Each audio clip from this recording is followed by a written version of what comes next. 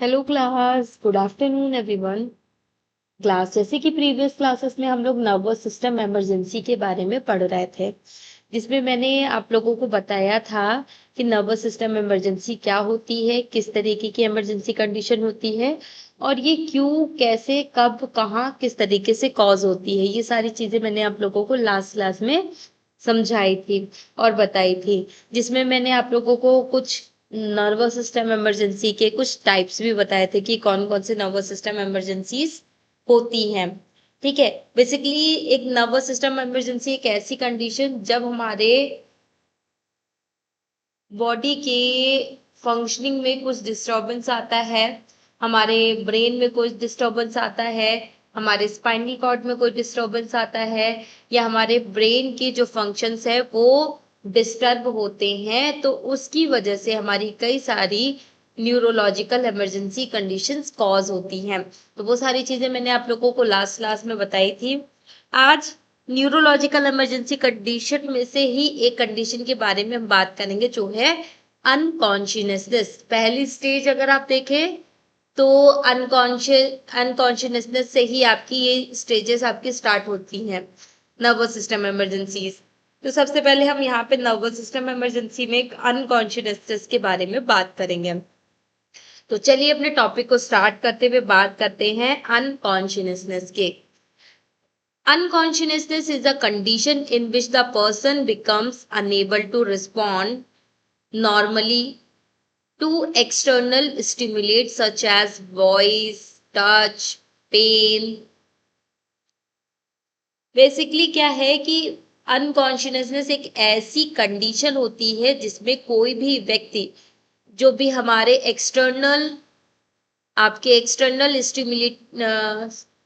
Stimuli हो जाता है, मतलब एक तरीके से जो बाहरी संकेत होते हैं उन्हें वो रिसीव नहीं करता है, कोई भी उससे सुन करके या उसे फील करके, महसूस करके उसका कोई भी रिस्पॉन्ड नहीं कर पाता है, कोई भी रिस्पॉन्सेस नहीं दे पाता है। जैसे कि ना आवाज है, या फिर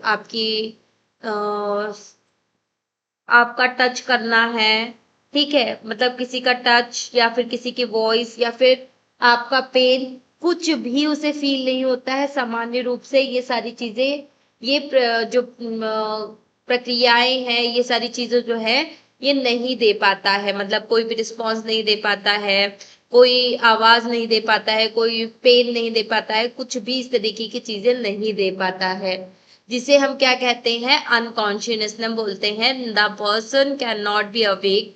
जब कोई भी व्यक्ति अवेक, मतलब एक नॉर्मल कंडीशन में नहीं होता है, तो उस टाइम पे क्या दिखाई देता है आपको, पेशेंट कोई भी रिस्पॉन्स नहीं करता है and may loss normal protective reflexes.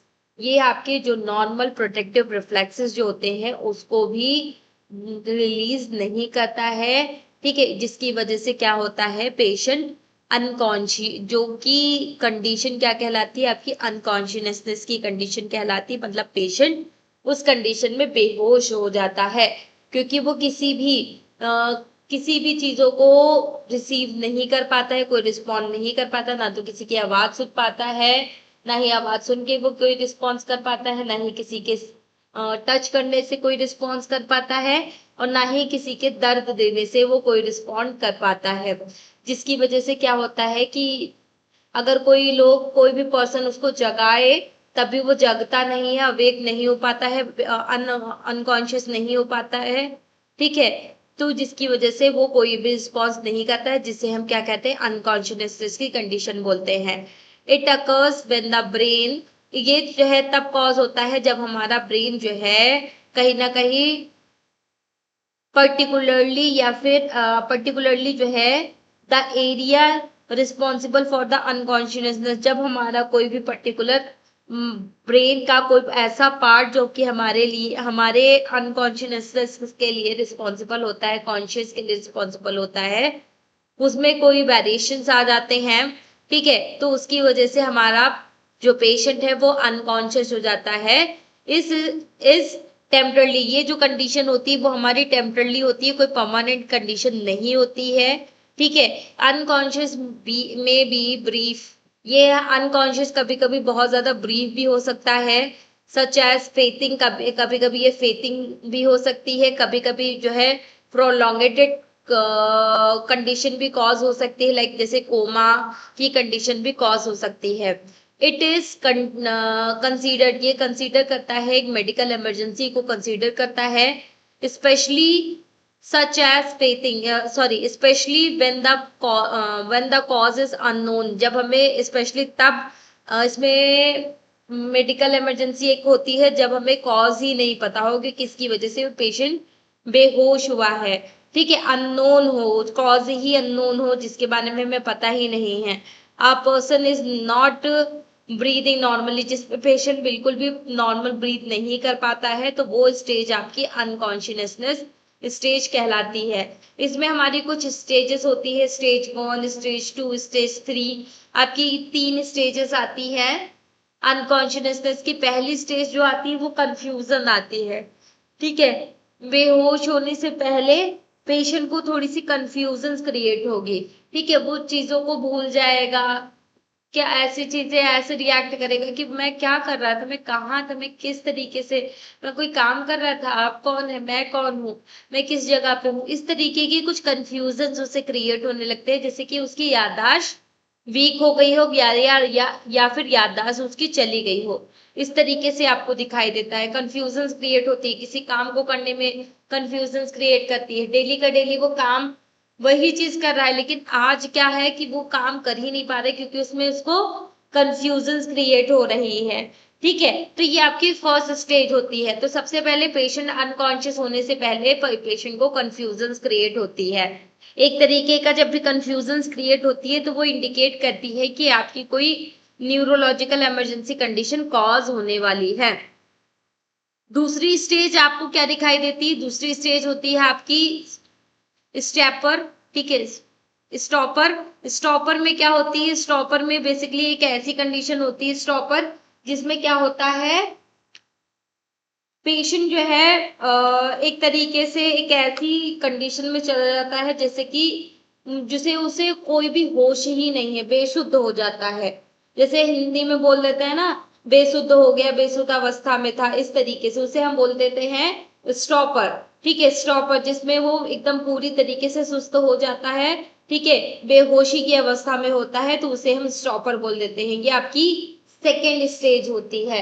ठीक है, जिस जो कि आपके अनकॉन्शियस की सेकेंड स्टेज है, जिसमें क्या होता है, ओनली रिस्पॉन्ड टू पेनफुल, जिसमें सिर्फ ये क्या करता है कि आपके पेन का पेन जब ओनली रिस्पॉन्ड, ये हमारे सिर्फ पेन में रिस्पॉन्ड करता है, स्पीकिंग डिफिकल्टीज आपको दिखाई देती है।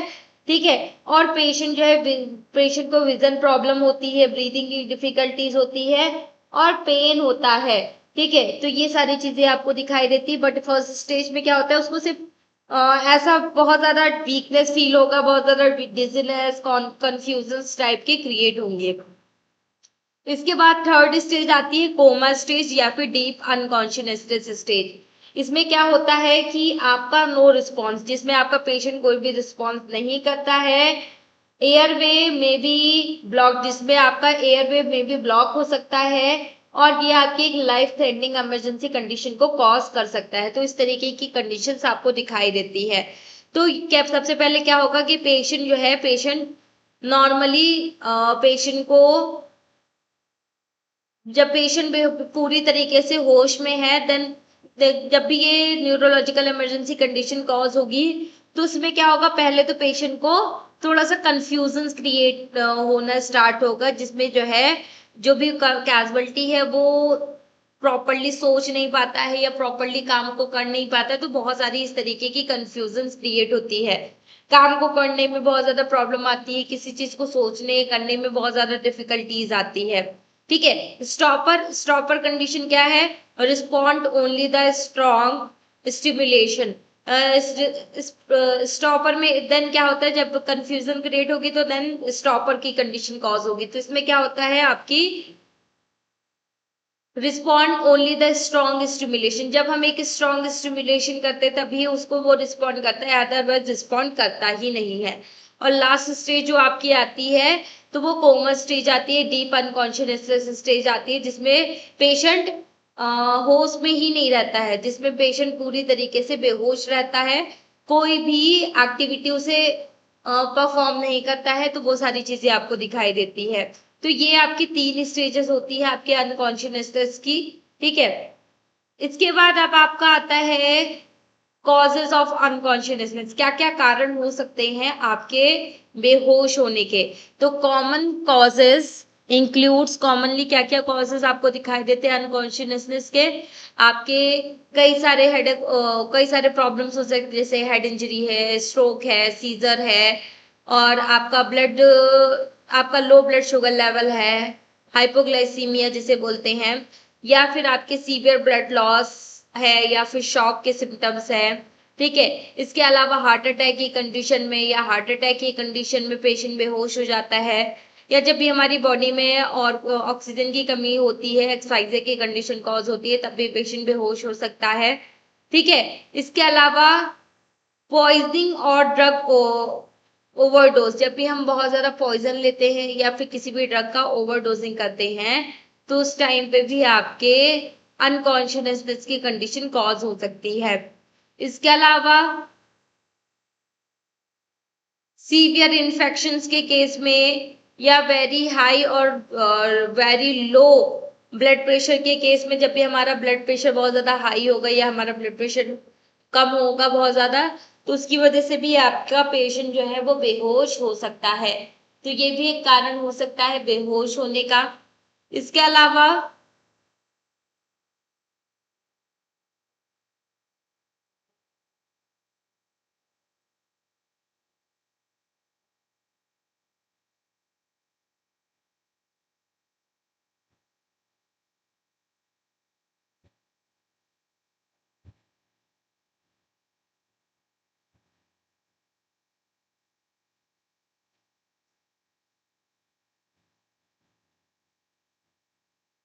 इसके अलावा क्या क्या हो सकता है, हेड इंजरी हो सकती है, स्ट्रोक की कंडीशन हो सकती है, या फिर सीजर्स की कंडीशन में जब भी पेशेंट को फिट्स आएंगे, झटके आएंगे, तो उस टाइम पे भी पेशेंट बेहोश हो सकता है, तो वहां पर भी आपको अनकॉन्शियसनेस की कंडीशन दिखाई दे सकती है। या फिर आपके लो ब्लड शुगर लेवल की वजह से, जब भी आपका शुगर लेवल कम होगा, ठीक है, पेशेंट आपका हाइपोग्लाइसीमिया कंडीशन में जाएगा, पेशेंट का शुगर लेवल कम होगा, तब भी पेशेंट अनकॉन्शियस हो सकता है।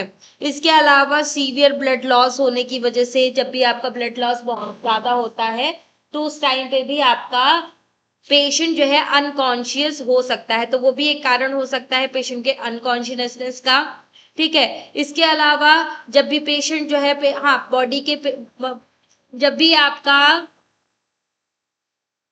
आपका पेशेंट का जो है एक तरीके से देखा जाए तो ब्लड लॉस किसी इंजरी की वजह से, कोई एक्सीडेंट की वजह से, बॉडी रैप्चर होने की वजह से, जब बहुत ज्यादा ब्लड लॉस हो जाता है तो उसकी वजह से वहां पे एक शॉक की कंडीशन कॉज होती है, जिसकी वजह से भी पेशेंट अनकॉन्शियस हो सकता है। या फिर हार्ट अटैक के केस में, या फिर कार्डियक अरेस्ट के केस में भी पेशेंट अनकॉन्शियस हो सकता है। इसके अलावा लैक ऑफ ऑक्सीजन, जब भी आपकी बॉडी में ऑक्सीजन की कमी होगी, एक्सपाइजिया की कंडीशन कॉज होगी, तो उस टाइम पे भी पेशेंट अनकॉन्शियस हो सकता है, वो भी एक कारण हो सकता है। इसके अलावा जब भी आप बहुत ज्यादा ओवरडोजिंग करते हो, किसी ड्रग की बहुत ज्यादा ओवरडोजिंग करते हो, या पॉइजन सब्सटेंसेस लेते हो, तो उस टाइम पे भी पेशेंट बेहोश होने के चांसेस बहुत ज्यादा होते हैं। इसके अलावा सीवियर इन्फेक्शन के केस में, या फिर वेरी हाई या फिर वेरी लो ब्लड प्रेशर के होने की वजह से भी आपका पेशेंट अनकॉन्शियस हो सकता है। इसके अलावा डिहाइड्रेशन की वजह से, जब भी हमारा डिहाइड्रेशन की कंडीशन कॉज होगी, हीट से रिलेटेड कोई भी बीमारी कॉज होगी, तो उसमें भी पेशेंट के अनकॉन्शियस होने के चांसेस बहुत ज्यादा होते हैं।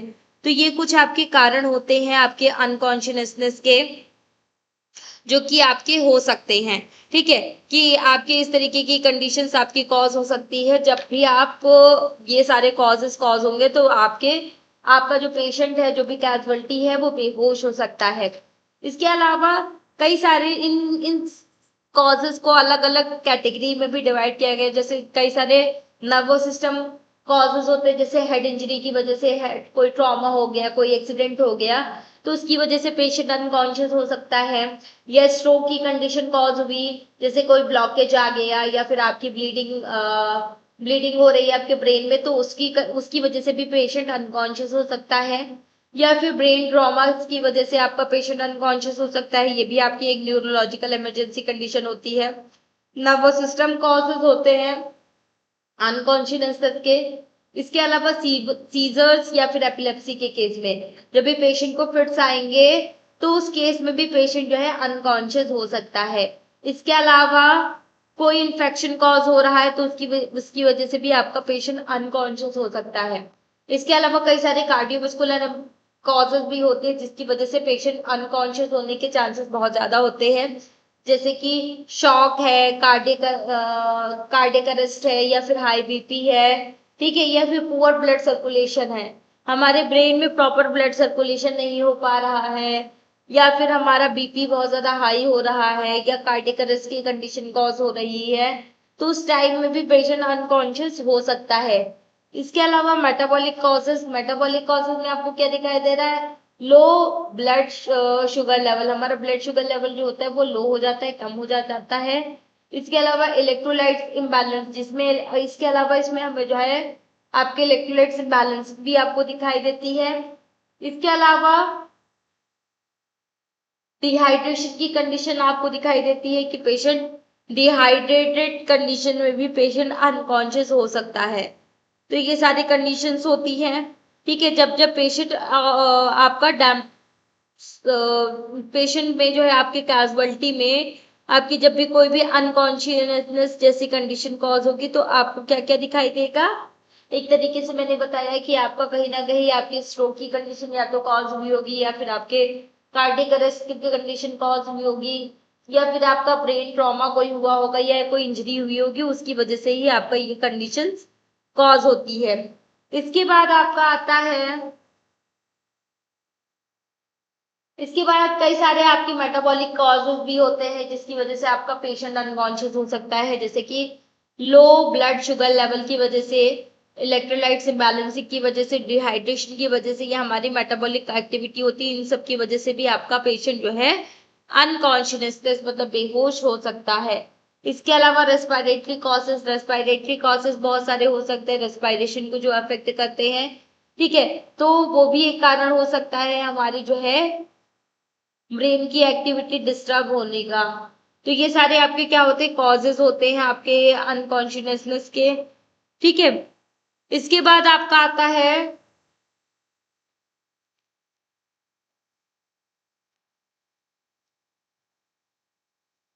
Sign and symptoms.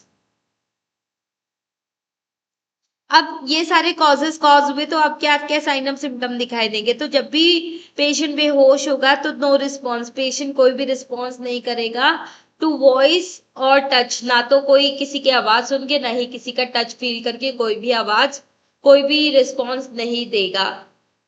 इसके अलावा दूसरा पॉइंट क्या दिया हुआ है,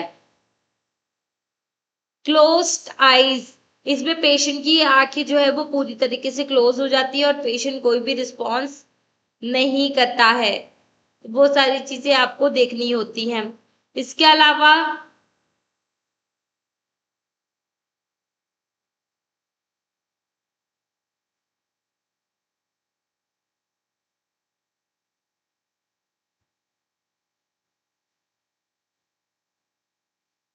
तो रिस्पॉन्सेस आपको क्या है कि आपके साइन एंड सिम्टम क्या है कि पेशेंट का कोई रिस्पॉन्स नहीं मिलता है, उसकी आईज क्लोज हो जाती है, loss of normal muscles contract control, आपकी मसल्स कंट्रोल आपका नॉर्मल नहीं रहता है, कम हो जाता है, एबनॉर्मल और अपसेंट ब्रीथिंग, कभी कभी ब्रीथिंग आपकी अपसेंट हो जाती है, कभी कभी एबनॉर्मल हो जाती है, इस तरीके की कंडीशन दिखाई देती है।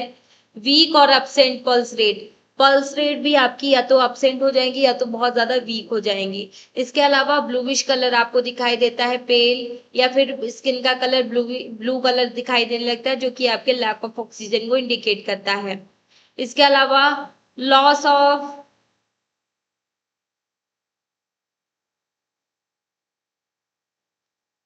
लॉस ऑफ ब्लैडर, आपका ब्लैडर या फिर बॉवेल मूवमेंट जो होते हैं वो अनकंट्रोल हो जाते हैं, उन पे हमारा कोई कंट्रोल नहीं रहता है, हम उन पे कोई भी कंट्रोल नहीं कर पाते हैं। ठीक है, वो भी हमारा अनकंट्रोल्ड हो जाता है, जिसपे हमारा कोई भी कंट्रोल नहीं रह पाता है। इसके अलावा एबनॉर्मल पीपल रिस्पॉन्स, आपके एबनॉर्मल पीपल रिस्पॉन्स भी आपको दिखाई देते हैं, तो वो सारी चीजें आपको दिखाई देती है। इसके अलावा लॉस ऑफ ब्लैडर और या फिर आपके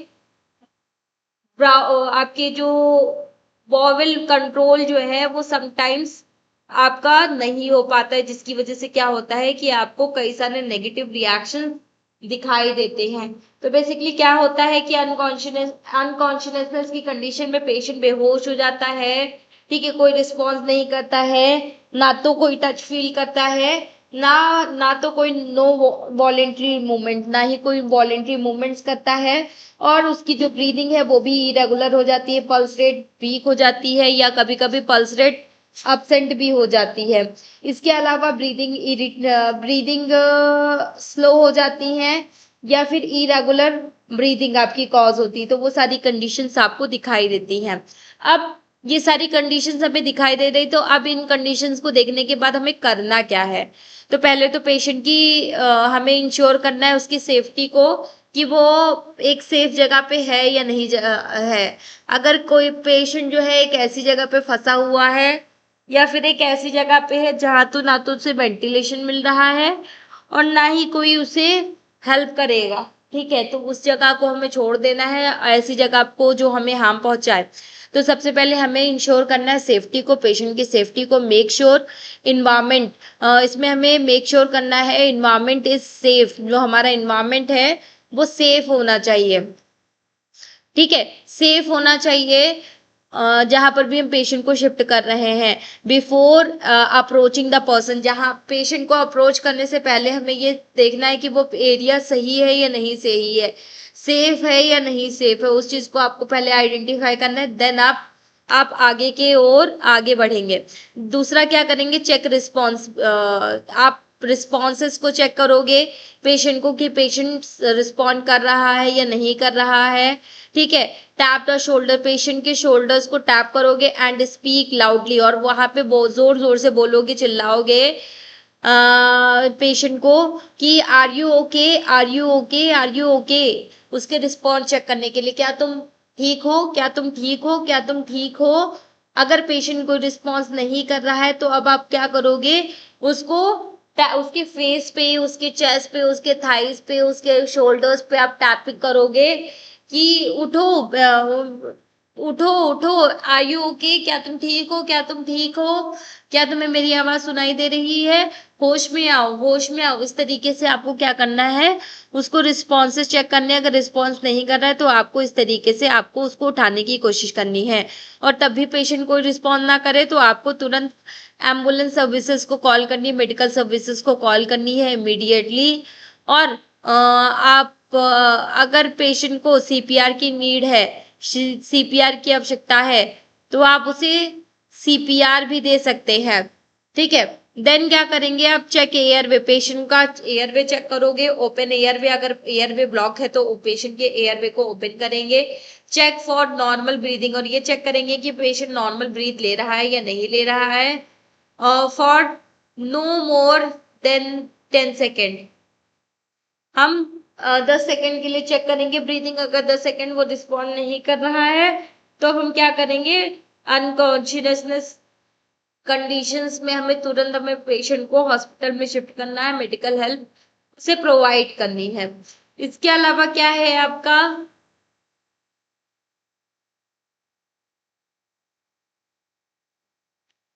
if the person is breathing normally, अगर पेशेंट नॉर्मल ब्रीथ कर रहा है तो place them the in the recovery position, तो पेशेंट को हम रिकवरी पोजीशन पे लेकर के जाएंगे। इट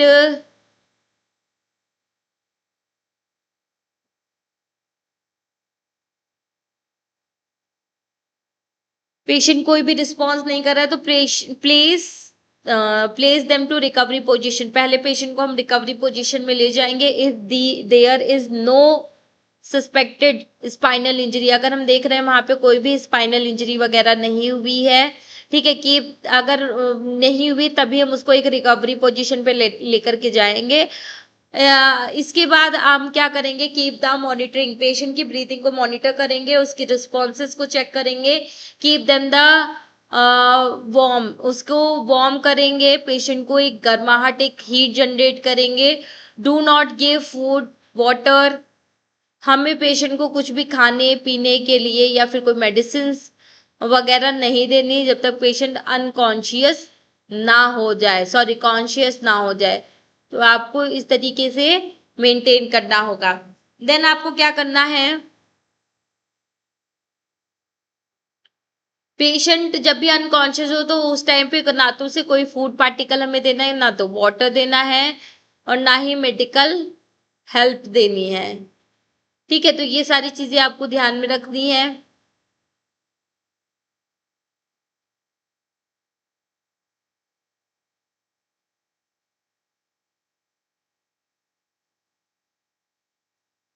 अब बात नेक्स्ट आपका आता है ट्रीट द कॉज इफ, अगर अब बात करते हैं कि कॉजेस का ट्रीटमेंट कैसे कर सकते हैं, कैसे इन्हें ट्रीट कर सकते हैं। तो इन सीवियर ब्लीडिंग प्रेजेंट, अगर बहुत ज्यादा सीवियर ब्लीडिंग प्रेजेंट है तो कंट्रोल ब्लीडिंग, ब्लीडिंग को कंट्रोल करना है। इफ हाइपोग्लाइसीमिया, अगर हाइपोग्लाइसीमिया की कंडीशन कॉज हुई है तो do not give anything by the mouth to an, ठीक है, तो हमें कुछ भी खाने पीने के लिए पेशेंट को नहीं देना है। अनकॉन्शियसनेस पर्सन, अनकॉन्शियसनेस पर्सन, जब भी आपका पेशेंट जो है अनकॉन्शियस हो जाता है तो इमरजेंसी सर्विसेज को, इमरजेंसी मेडिकल हेल्पलाइन को कॉल करना है, जिससे कि वो आएंगे और आपको हेल्प करेंगे, मदद करेंगे एक जगह से दूसरी जगह शिफ्ट करने की। ठीक है,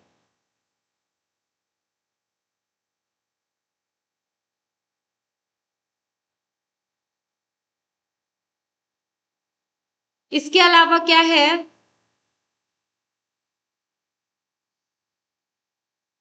अनकॉन्शियस पर्सन, जब भी आपका पेशेंट अनकॉन्शियस होता है तो emergency medical emergency condition cause होती है, वहां पे हमें एक प्रॉपर मेडिकल अटेंशन की जरूरत होती है, जिससे कि पेशेंट को एक स्टार्टिंग एक कंडीशन में ही सेव किया जा सके। ठीक है, तो ये सारी चीजें आपकी रहती हैं as a first aid treatment. ठीक है, तो ये सारी चीजें आप कर सकते हैं।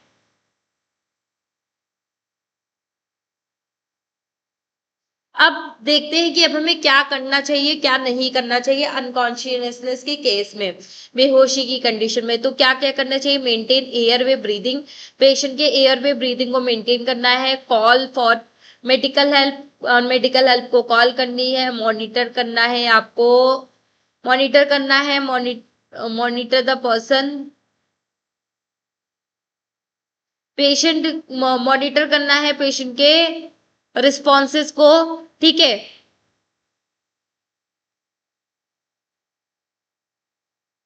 और मॉनिटर करना है कैजुअलिटी को, मॉनिटर करते रहना है कि उसमें कोई अनहेल्दी चेंजेस तो नहीं दिखाई दे रहे हैं। Keep the person in a safe position, जो भी पर्सन है उसको हम एक सेफ पोजीशन में रखें। वो सारी वो सारी जरूर वो सारी चीजें आपकी बहुत ज्यादा जरूरी होती हैं। तो आप क्या करोगे, मेंटेन एयरवे, पेशेंट के एयरवे को मेंटेन करोगे, call for medical help, medical help को कॉल करोगे, पेशेंट के पेशेंट को मॉनिटर करोगे आप, keep the person in a safe position, और पेशेंट को एक सेफ पोजीशन में कन्वर्ट करोगे। ये सारी चीजें आपको करनी है। अब क्या नहीं करना है, तो do not give water, patient को पानी, खाना, मेडिसिन, ये सारी चीजें नहीं देनी है। डू नॉट स्लैप, और पेशेंट को मारना नहीं है। शेक द पर्सन, और पेशेंट की पूरी बॉडी एकदम हिला नहीं देना है। ठीक है, थोड़ा सा ही हिलाना है, थोड़ा सा ही मूवमेंट कराना है। Do not leave the person alone, unconsciousness की कंडीशन में पेशेंट को कभी भी अकेले नहीं छोड़ना है। ठीक है, हमेशा उसके साथ रहना है जब तक पेशेंट को मेडिकल हेल्पर के पास, डॉक्टर्स के पास शिफ्ट ना करते, हॉस्पिटल्स में शिफ्ट ना करते, हैंड ओवर ना करते, तब तक आपको पेशेंट के साथ ही रहना है। Do not put anything into the mouth, और आपको ये भी देखना है कि पेशेंट जो भी कैजुअलिटी है,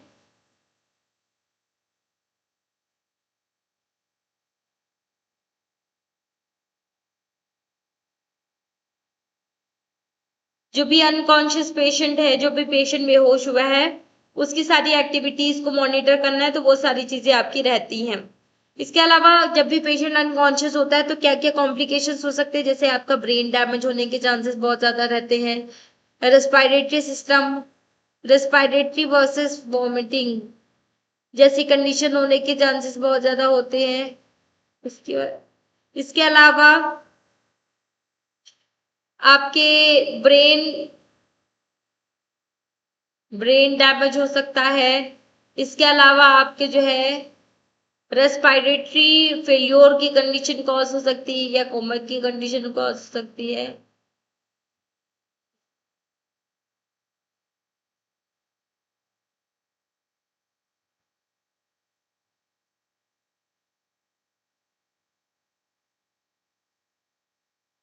इसके अलावा पेशेंट जो है जब रिस्पॉन्स नहीं करता है, रेस्पिरेटरी फेल्योर की कंडीशन कॉज होती है, तो पेशेंट कोमा में चला जाता है और आपकी परमानेंट डिसेबिलिटीज कॉज करता है, जिसमें पेशेंट जो है पेशेंट एक तरीके से बोले तो पैरालाइज्ड।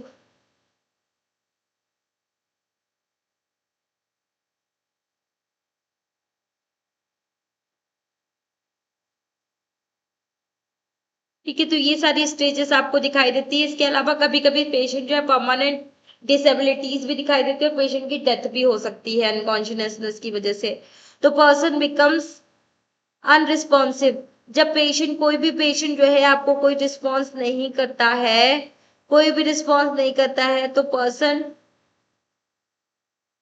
पर्सन कोई भी रिस्पॉन्स नहीं करेगा, तो उस टाइम पे हम क्या करेंगे, एम्बुलेंस सर्विसेज को कॉल करेंगे, उसका एयरवे चेक करेंगे, ब्रीदिंग को चेक करेंगे।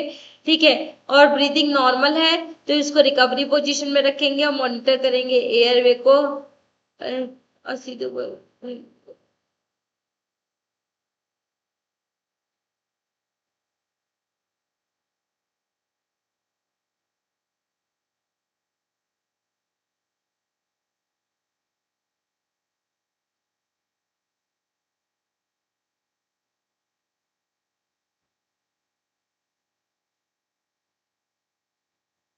ठीक है, तो इस तरीके से आपकी कंडीशन कॉज होती है, तो हम पेशेंट को रिकवरी पोजीशन में रखते हैं और मॉनिटर करते रहेंगे उसके सारे साइन एंड सिम्टम्स को, क्या क्या चेंजेस हो रहा है वो सारी चीजें। इसी तरीके से दूसरी साइड जब ब्रीदिंग नॉर्मल होती है, ठीक है, नॉर्मल नहीं होती, तब क्या करता है ये सीपीआर या फिर सीपीआर जैसी कंडीशन, सीपीआर जैसे प्रोसीजर्स को यूज करना नेसेसरी होता है, जिसमें एक मेडिकल इमरजेंसी कंडीशन होती है। ठीक है, तो ये सारी चीजें आपको दिखाई देती है। तो अनकॉन्शियसनेस क्या है, अनकॉन्शियसनेस स्टेज, ये एक स्टेज होती है of complete loss of awareness, जिसमें एक कंप्लीट लॉस ऑफ अवेयरनेस होता है।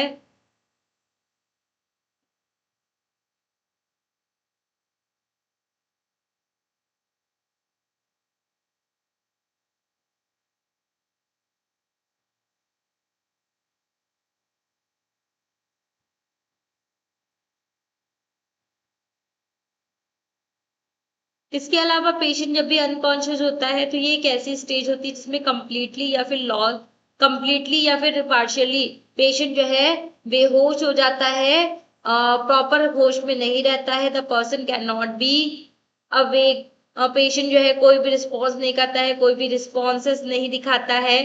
ठीक है, एक्सटर्नल, इसके अलावा ये एक्सटर्नली स्टिमुलेट करता है। It is a medical emergency condition, ये आपकी एक मेडिकल इमरजेंसी कंडीशन होती है जिसमें आपको इमीडिएट एक प्रॉपर रिस्पॉन्स की जरूरत होती है, जिसमें एयरवे, ब्रीदिंग या सर्कुलेशन को मेंटेन करना होता है, तो वो सारी चीजें आपको दिखाई देती है। ठीक है,